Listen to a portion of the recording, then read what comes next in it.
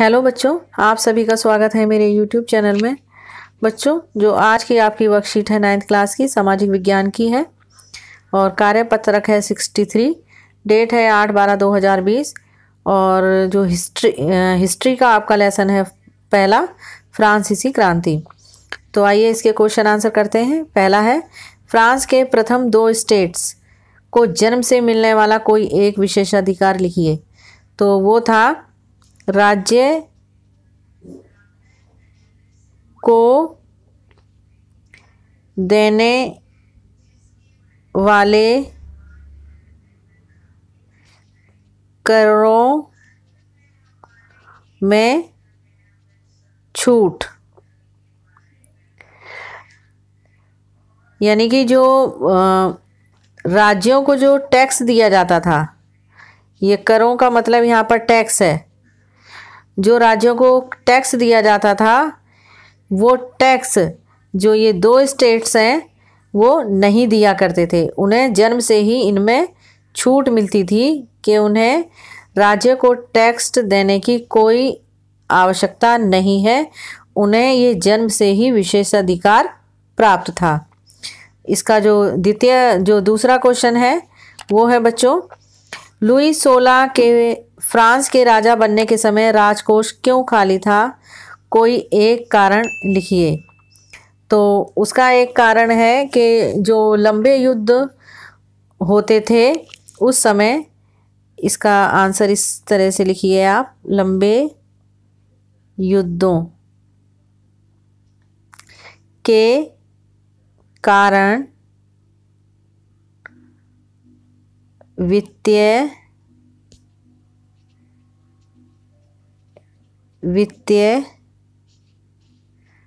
संसाधनों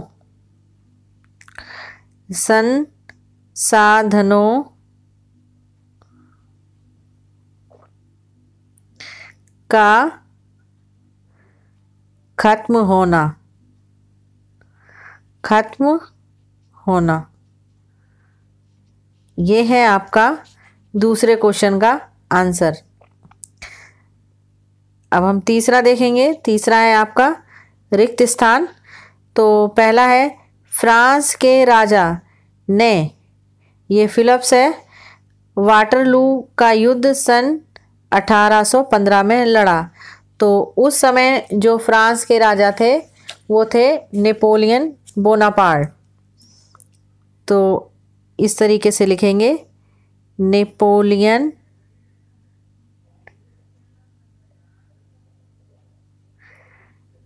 बोनापार्ट।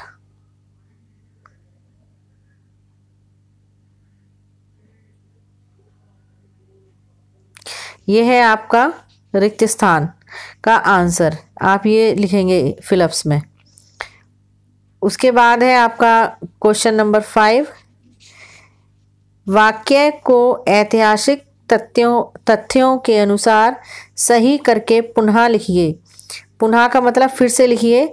यहाँ पर जो वाक्य है आपका ये गलत दे रखा है और आपको इसको सही करके लिखना है।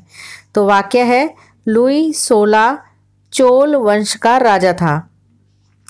तो इसका जो सही आंसर है वो है लुई 16 चोल वंश जो है उसको यहाँ से हटा देंगे और लिखेंगे फ्रांस का राजा था। कहाँ का राजा था? फ्रांस का। चोल वंश का राजा नहीं था, लुई 16 फ्रांस का राजा था। इसका यह आंसर होगा। अगला क्वेश्चन है आपका क्वेश्चन नंबर 6, वाक्य को ऐतिहासिक तथ्यों के अनुसार सही करके पुनः लिखिए। यानी कि फिर से आपको जो क्वेश्चन का जो ये दे रखा है, ये चर्च के पादरी फ्रांस के तृतीय स्टेट में आते थे, इसको आपको सही करके लिखना है।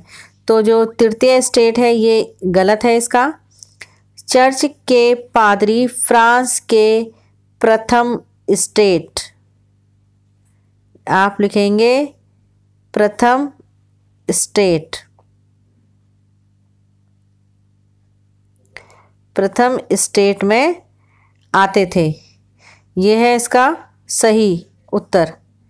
इसके बाद आपका जो 7वां क्वेश्चन है वो है सही विकल्प चुनिए। फ्रांस में 1794 तक चलने वाली मुद्रा का क्या नाम था? तो मुद्रा थी आपकी लिब्रे। तो जो बी है इसका ऑप्शन वो सही है। इसके बाद क्वेश्चन नंबर 8 देखेंगे हम। सही विकल्प चुनिए। डायरेक्टरी शासन व्यवस्था का अंत किसने किया? तो इसका आपका आंसर है नेपोलियन ने।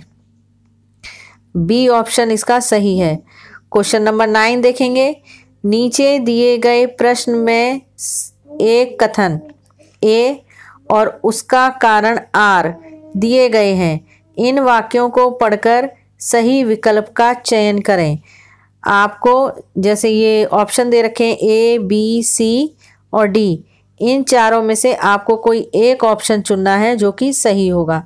तो कथन और कारण हम देखते हैं। कथन है इसका 21 जनवरी 1793 को लुई 16 को फांसी दी गई। ये सही बात है।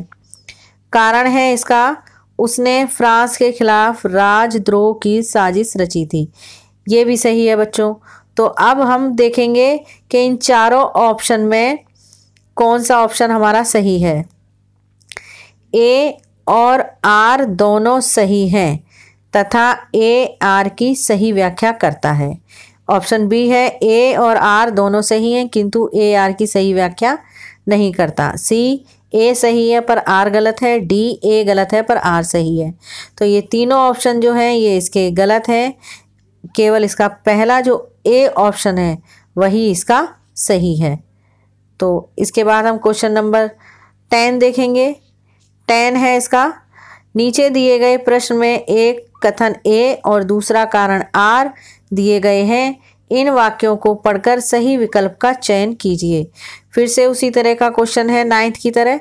तो इसका जो कथन है 1793 में 1794 के फ्रांसीसी काल को शांति का काल भी कहते हैं।